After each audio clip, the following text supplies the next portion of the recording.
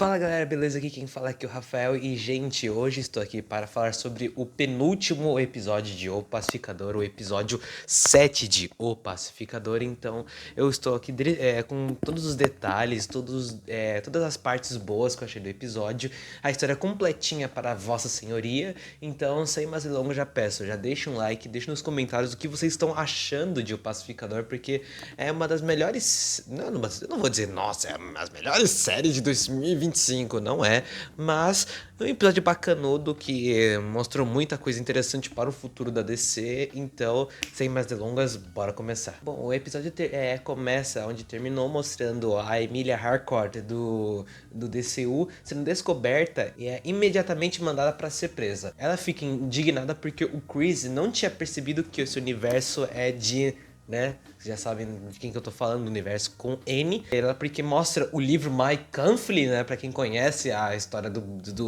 Alemanha. E um mural muito explícito, mostrando o cara sendo o líder, tá ligado? Aí o Chris, ele fica falando assim, putz, como é que eu não pude ter visto esse mural aqui?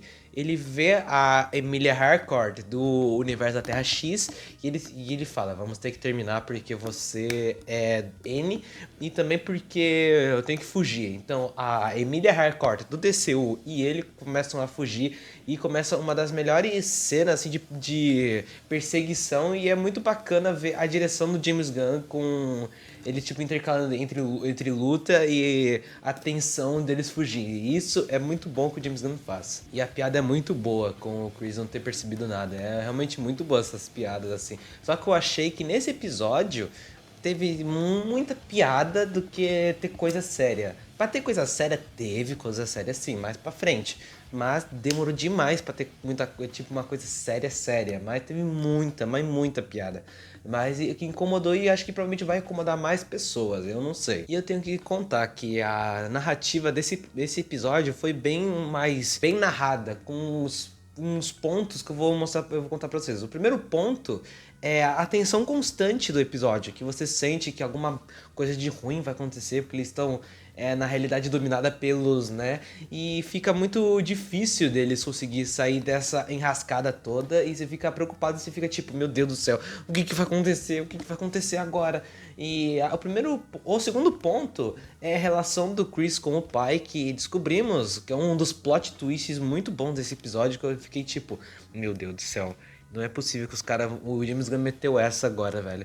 Que é a revelação que fica meio que indicando durante todo o episódio, que daqui a pouco eu vou contar pra vocês, fiquem tranquilos. O terceiro ponto, que gira em torno da transformação do próprio Chris, até descobrir que o seu pai não era, e ele age num modo de pura sobrevivência, esperado para escapar dessa Terra X.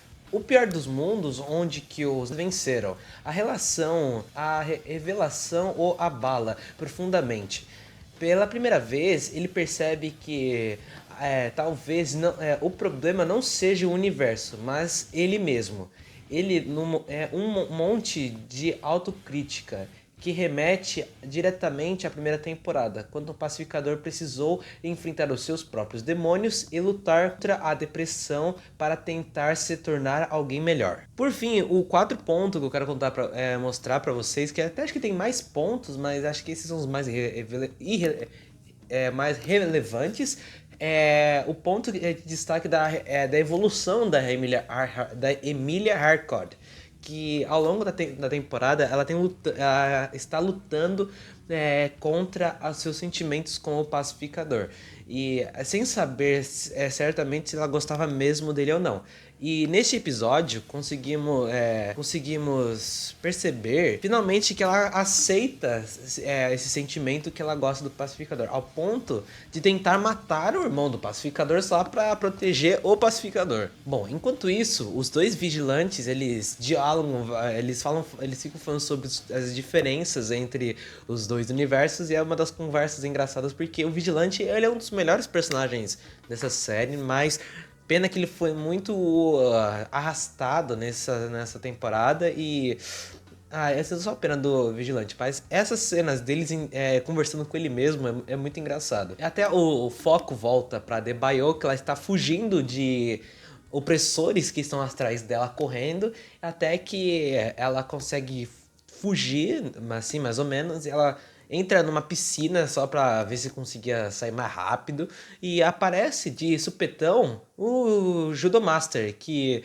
ele ajuda a Emilia Harcourt, a Adebayo, e ele eletrocuta as pessoas que estavam dentro da piscina e acaba matando todos eles, que nem a Adebayo fez na primeira temporada, se não me engano. E os dois, a Adebayo e o Judomaster, eles se unem rapidamente, só porque os dois, nesse universo da Terra X, eles são realmente as piores pessoas por estarem lá, porque ele é um vietnamita, se não me engano, e ela é uma pessoa negra. Então fica meio complicado. Então os dois resolvem se unir. E até que ela descobre que o Judomaster não é uma pessoa tão ruim assim. As circunstâncias dos acontecimentos da primeira temporada levaram a acreditar que ele era uma pessoa ruim, uma pessoa má. Mas ele não é de completo mal, ele é uma pessoa super gente boa ao ponto de fazer parceria com a Adebayo. Isso é muito legal. Enquanto o Chris e a Emilia fogem e o pacificador ele usa aquela mesma mochila a jato que ele já tinha usado pra matar ele mesmo na outra temporada não, no comecinho dessa temporada, o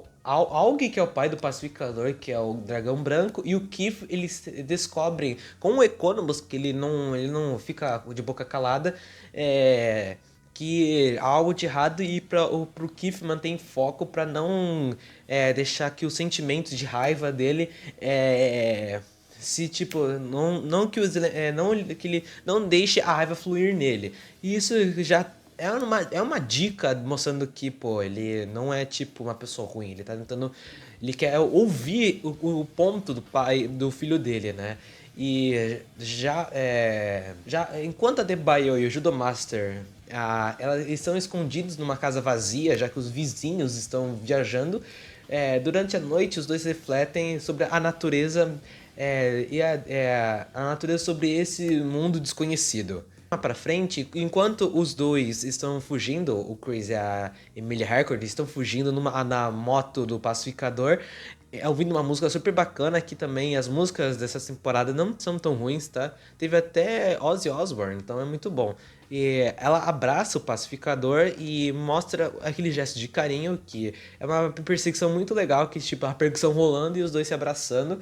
E depois eles são encurralados pela polícia e o pai dele, o Aug, e o Keith, eles chegam lá e é uma boa referência porque o Aug ele fala: "Venham comigo se vocês quiserem viver". E isso pode, eu acho, tá? Eu não sei se tá no original assim, tá? Porque o vídeo é tudo dublado. Eu não sei se o original tá assim, mas talvez seja uma referência a Exterminador do Futuro, porque pra quem não sabe, o Dragão Branco, o Aug, é o ator não é Robert Pattinson, Robert Patrick. Acho que é Robert Patrick, se eu não me engano. Que também fez o filme Exterminador do Futuro 2, sendo o... esqueci o nome do vilão do Exterminador do Futuro 2, mas vocês sabem quem é. Acho que é T-1000, não é acho que nem é T-1000, mas vocês entenderam. A história corta mostrando o Rick Flag e a Sacha Bordeaux indo falar com a pessoa que o Lex Luthor falou que iria ajudar a encontrar o portal do pacificador, e é nada mais nada menos que o Lucius Fox. Mentira, não é Lucius Fox nada, não é um baita cameo, mas é um cameo qualquer coisa, que é o Sidney Harperson, que é aquele cara de bigode que eu já tinha mostrado no meu outro vídeo. E ele tá lá, tipo, numa cena muito... Ele tá no mesmo cenário onde que era aquela cena, onde aquela sala de controle, de comando no filme do Superman, lá onde o Lex Luthor tava. Apesar de ser muito inteligente, esse Sidney, ele é muito submisso, ele é muito cadelinha do Lex Luthor. E rapidamente ele revela a localização onde que tá o portal. E explicando que o portal do pacificador é estável, não instável, mas sim estável. E, cara, ao contrário do portal do Lex Luthor. Então isso pode ser algo muito bom, porque isso pode dar brechas pra várias coisas que pode acontecer. Tem gente falando que por causa que esse portal seja instável, pode haver, tipo, o Brainiac rastrear essa assinatura desse portal e vir até a Terra só pra encontrar esse portal. Que não, para mim não faria tanto sentido, porque se o Brainiac, que é tipo, o Brainiac conseguiu rastrear esse portal, ele que vai fazer o que com esse portal, saca? Ele vai invadir outros 100, mais de tantos universos que estão ali? Acho que seria isso que as pessoas estão pensando, eu não sei. Deixa aqui nos comentários o que vocês pensam dessa teoria louca. Pra mim, ele não faria sentido. De volta à trama, o Aug e o grupo, o Aug ele pergunta sobre o que o grupo do pacificador está fazendo nessa terra.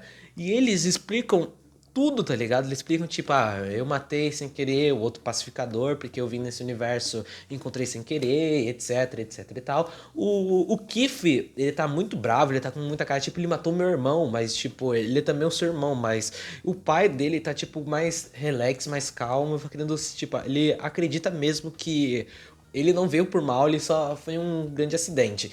E, cara, eu fico me perguntando por que o pacificador que falou exatamente tudo. Por que ele não falou Miguel que falou assim, o outro pacificador sumiu, eu não faço ideia onde que ele esteja. Eu vi ele saindo, eu vi ele saindo naquela porta lá e ele foi e nunca mais viu ele e podia ter dado qualquer desculpa para não irritar o Kif. Mas acho que só foi pra história andar e foi uma coisa meio assim. E também até o Aug, a polícia chegou na casa do pacificador porque o pacificador fugiu da Argus e o Aug ele sempre defende o Chris perante toda a polícia só para não confiarem dele. E até aparece um cameo do Larry né, Flix, aquele cara, aquele policial que apareceu na primeira temporada, saca? Que tinha aquela ajudante dele oriental, que até que não aparece nessa temporada, porque obviamente dá pra saber o porquê que ela não está junto com ele. E. E é muito legal ver o pai deles defendendo ele. E é uma das outras dicas que mostra que ele não seja, né? É. Beleza. Enquanto isso, a Debayo e o Judomaster estão fora da casa e até que é só pra tentar descobrir de que maneira eles podem entrar na casa. Enquanto isso, os dois vigilantes estão conversando e fazendo piadinhas e falando que ele sabe qual que é o Pokémon favorito dele e tal coisa. E eles quatro planejam entrar na casa. E é exatamente no momento onde que o pai do pacificador fala que, tipo, eu não sou mal, eu tô tentando fazer esse mundo um lugar melhor, fazendo tudo que eu posso para poder ajudar as pessoas, etc. Até que no exato momento o vigilante chega e dá várias esfaqueadas no dragão branco. E eu digo, não foi o vigilante do universo do DCU o que matou que matou o Aug, mas sim o vigilante daquele já universo, porque podia até ser ele do vigilante do DCU, mas eu gosto de pensar que foi o daquele universo mesmo que matou, então faria muito mais sentido. Aí começa o mó fuzuê, o Kif ele fica muito bravo com tudo que estava acontecendo, ele começa a atirar nas pessoas e é muito bacana ver os dois vigilantes lutando juntos. A polícia entra na casa também e o pacificador fica em choque emocional porque ele não sabe como ele vai reagir a tudo isso, porque o pai dele ele descobriu que o pai dele não era, né, não era N, não era Na, e não era Guaraná. Ele vê também que no universo dele principal, o pai dele era Na. Então fica tipo meio difícil. Ele fica tipo meio que. Ai meu Deus, o que que aconteceu? Por que que essas merdas acontecem comigo? Ai meu Deus do céu. até que o irmão dele, o irmão dele vai pra matar o pacificador e os amigos deles impedem ele. O Igli ajuda a ferir o Keith. E até que o pacificador, numa das melhores atuações que eu já vi do John Cena, que o John Cena tá mandando muito bem nessa temporada, nessa série. Acho que ele, como eu já disse nos outros vídeos, ele evoluiu bastante pra atuação. Ele consegue mostrar mesmo que ele tá realmente triste. E o pacificador ele fala: parem, que merda que estamos fazendo? E ele vê que ele diz que o problema não é os universos, não é as pessoas que estão em volta dele. O problema sou eu, porque eu trago tudo que acontece, todas as mortes acontecem porque eu toco. É tipo, tudo que eu toco, as pessoas morrem, saca? E é muito, tipo, muito bom essa atuação, velho. Dá pra sentir que você vê o cara triste, você sente que ele tem problemas, cara. E isso é um dos pontos muito legais dessa temporada. Então, o Keith, quer dizer, então o grupo consegue sair daquele universo e a Emilia Harcourt tenta matar o Keith e infelizmente não conseguiu porque a polícia chegou no tempo e ela não conseguiu dar o último tiro de misericórdia e o vigilante que ficou naquele universo fechou a porta de uma pirueta. E uma das coisas que eu não gostei desse episódio era em não ter matado o Keith. Porque eu sou daquelas pessoas que, tipo, mata de uma vez. Mata, pra não ser problema. E o James Gunn falou assim que ele cogitou em matar o Keith, só que ele não fez por quê? Porque não. Eu fiquei muito bravo, falei assim, pô, podia ter matado, podia ter tirado esse cara do jogo, tipo, não ia fazer a menor diferença, porque com certeza nos outros episódios, que vai ser o último, que vai ser quase ter 1 hora, acho, de duração, eles não vão voltar para aquilo, porque no teaser mostra que não vão voltar naquilo, então para que não ter matado o Keith? Deixa ele morto, não ia fazer a menor diferença. E também tem gente falando que o Dragão Branco não morreu, que ele ainda está vivo, porque se o Keith sobreviveu, o Dragão Branco sobreviveu também. Gente, ele tá morto. Deu pra ver, o cara não tava respirando. Então é muito difícil o Dragão Branco estar vivo, saca?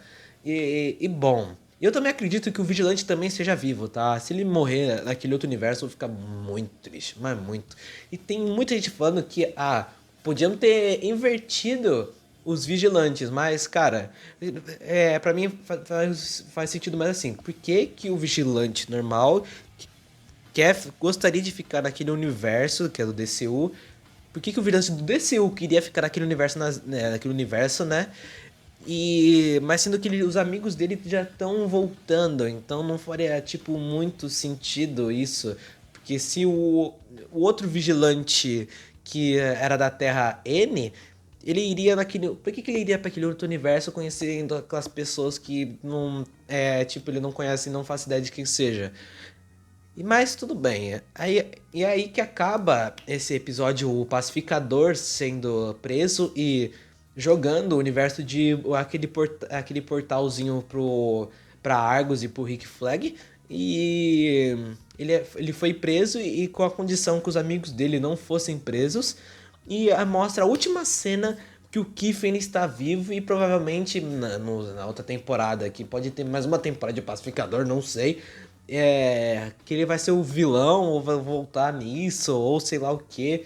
E assim que acaba esse episódio. Ó, eu posso ter reclamado um pouquinho desse final, só que não é ruim, tá? É ao contrário, mostra muitas coisas legais nesse episódio, muitas coisas que vão ser muito importantes pro futuro do DCU, mas as coisas mais importantes seriam o portal, que é estável, o irmão do pacificador estando vivo, que querendo ou não, é um dos ganchos que vão acontecer mais pra frente. E é assim que acaba esse episódio com uma história bacana, com um final que poderia ser um final definitivo da série, só que vai ter o último episódio que eu vou trazer aqui pra vocês.